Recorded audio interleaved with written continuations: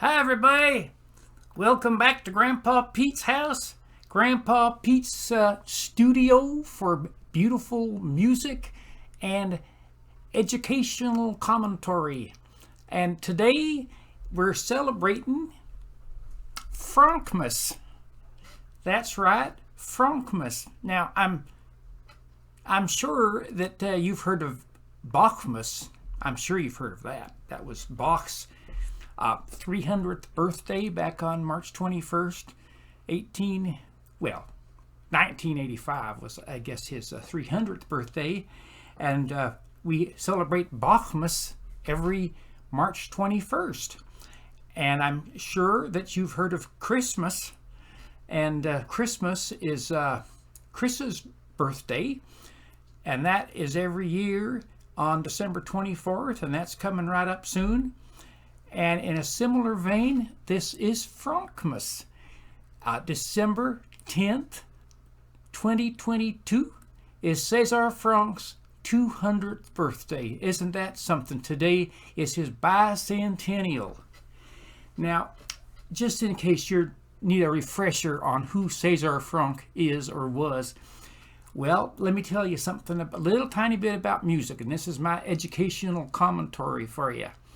Now, in the world of orchestral music, I think you'd agree that Johann Sebastian Bach is the number one composer of all time, followed by Mozart, and then probably Beethoven, and Brahms and Tchaikovsky. Alrighty? That is in the orchestral and mostly the piano world, although I don't think Tchaikovsky wrote as much piano, but in general you have Bach, Mozart, Beethoven, Brahms, and Tchaikovsky. But if you're in the organ world, the pipe organ world, like I am, I'm an organist. Have been for over 50 years. But the number one composer is still Johann Sebastian Bach. And you know who the second most important composer is for organ music? Cesar Franck, born on this day in 1822 and died in 1890. And in the concert hall, you don't hear much of Franck. He wrote a symphony in D minor, and he wrote a few little this and that, but he's not really known for a lot outside of his organ music. But for an organist, he's the number two man. You know, Mozart and Beethoven and Brahms wrote a little organ music, not much. Tchaikovsky, none. Mozart and Beethoven, very, very little. Mostly student compositions, and maybe one or two larger pieces. But Franck, oh my goodness, he's a great composer. But we're celebrating his 200th birthday today. Now, I don't have disposal of a good disposal. I mean, I don't have any organ right here at my station, Peterson's Garage, but I do have my trusty old Pirate piano. It was later a saloon piano, and it's never been tuned in hundreds of years, but it's my little beloved piano, and what I play pretty music on, this is it. Alrighty, now, not wasting too much more time, I'm going to play a couple of smaller pieces by Franck. And I played in a church last Sunday, I played Franck for prelude and communion and postlude, and I'm going to do prelude tomorrow too.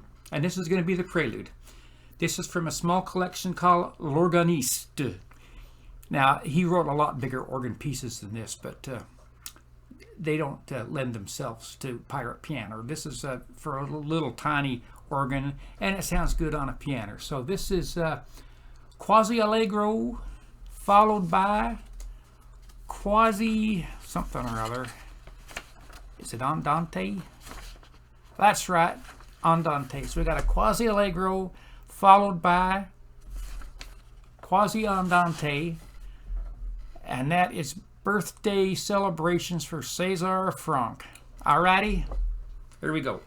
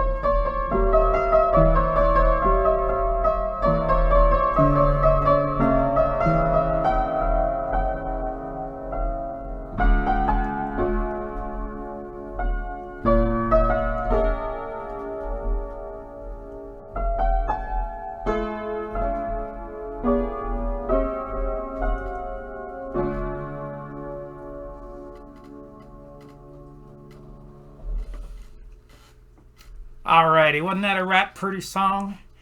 Now, as good as it sounds on this here pirate piano, it sounds even better on the organ when you have this plaintive oboe and this English style pacing, which is actually a very smooth sounding flute with just a little tiny bit of vibrato.